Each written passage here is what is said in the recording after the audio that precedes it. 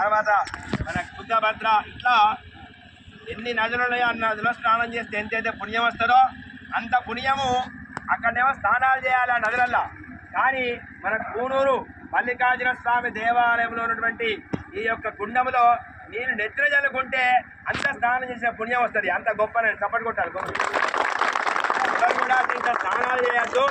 కేవలం నెత్తిలో నీళ్లు చల్లుకుంటే 5 గంగలలో స్నానం చేస్తే ఎంతైతే పుణ్యం వస్తుందో అంత పుణ్యం వస్తుంది. శుభమస్తు. ఒక్క నిమిషం.